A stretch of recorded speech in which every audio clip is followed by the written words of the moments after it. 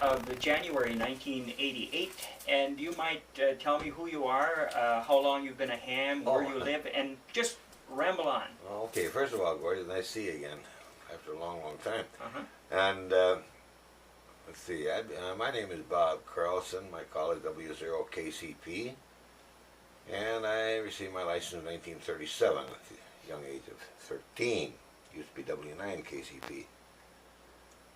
And how did you become interested in ham radio? My father was W0FXB Elmer, and he became licensed in 1928. And I was the only boy in the family, and of course I watched my dad in the early years and got very interested in ham radio at an early age, Gordy. Sure.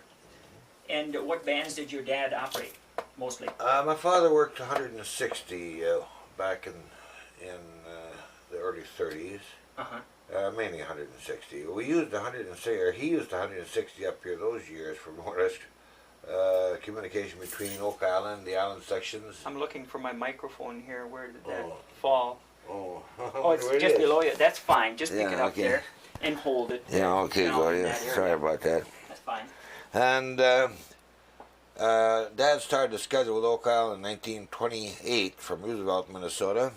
He was on every day at 12 o'clock and taking their orders and giving them the news and Western Unions, etc., that come into Warroad and Roosevelt. Sure. And my dad had quite a history behind him in ham radio. He was written up in Life magazine for saving lives. And I remember one time a wife of a ham, W0ZPH, Bill Lambie's brother, when she was a little girl, become ill with a ruptured appendix out in Northwest Angle. And no airplanes available other than the Navy in Duluth, so they used ham radio from Oak Island to Warroad, told that of the circumstances, and they had no way of getting this girl in, so they got a plane out of Duluth, Navy plane, and they flew out there and brought her into Warroad just in the nick of time. I see. And that was Leonard Lambie's wife. I see. Was your dad a pilot? Yes, I taught my dad to fly and I sold him out. Oh, is that right? Yes. Okay. The biggest thrill of my life. Did you, when did you get started in flying? Right after World War II, when I got out of the Navy, 1946. Yes, I went through the bill. 1946. So. What kind of airplanes did you fly? Oh, let's see. I flew World War II stuff, and then Stearmans, Ryans, Fairchilds. Sure. And then my first airplane was a Stinson 150, and then I ended up with Cessnas. And my dad and I owned a 140A when we both quit flying. Oh, yes. Back in the 60s. What year did your dad die? My father died in 1972. Okay, I remember him very well from 160. Oh, yeah.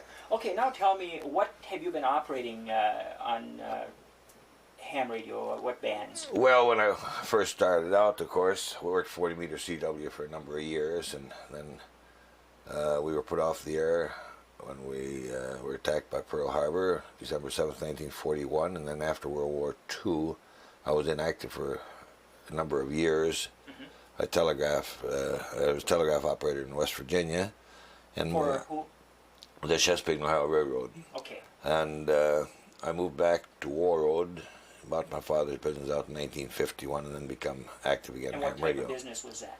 Appliance, radio, and so forth. Then we, of course, that time we went into television and sporting goods and so forth. And that's what you're doing now?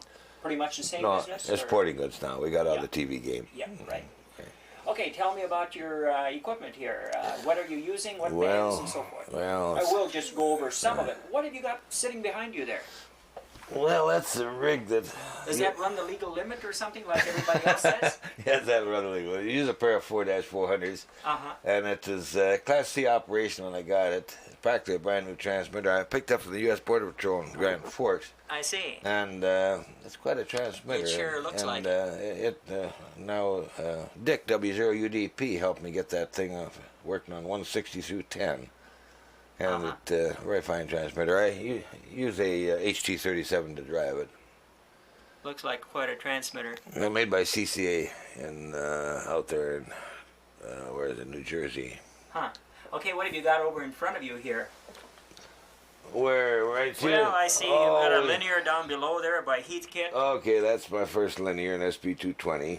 And up above that? Arlene built that up, and then we have ICOM 211, single side band. We work 2 meter single side Way band. up at the top, what have you got up there? Well, that's Dr. Jack. W0KCP 6 meter rig, believe it or not. 6 meter rig. Okay, coming on over here, you've got some Collins right in front of you. Then we have a KWM2 driving a L1 linear. And then we have a 32S1 75S2 receiver, Collins, driving a SP220. Up above there, I see some type of a rig. What is that? Then we have a this one right here. What's that? Oh, that's this one here. Oh, that's an old Drake receiver. Roy Hill's going to get that. Oh, strictly a receiver, huh? And then sitting left to that is there's a DTR 2000L linear using 8877 in the final. That's driven by a 520 Sugar Kenwood. Sure. And I see over here you've got some kind of a Collins. Well, that's an old 75A4 receiver, Dr. Jack's old receiver, an HD37. And then we have a MLA 2500 linear. Okay. There. Very good. All old equipment, but it seems to work good. Yeah, you've got a lot of antique tubes I see over in the corner here, and then. Yes, we have tubes going back. I'm not able to move around here very well. Matter of fact, my first tube, Gordy, that I used. The microphone I just won't reach. No, this one won't here. Here's quite a unique tube here. Okay, just hold it right there. Yeah, this is my the first transmitter. Here's my QSL card, Gordy. I found one of them in the box. I see. W9 King Charlie Peter, and my first transmitter was a 47 crystal oscillator driving this 210 tube in 1937. Oh, yes. 15 watts. The receiver stands behind you there, an old SX-11 helicopters. My father's first communication receiver. Oh, yes. That he bought in 1937. Okay. But that was a great tube those years, an old 210. Saying what about that receiver? Oh, this is my father's first communication receiver. Before that, we just used old Phil Kozer Monkey Ward receivers that tuned to the 106 meter band. That's a Skyrider.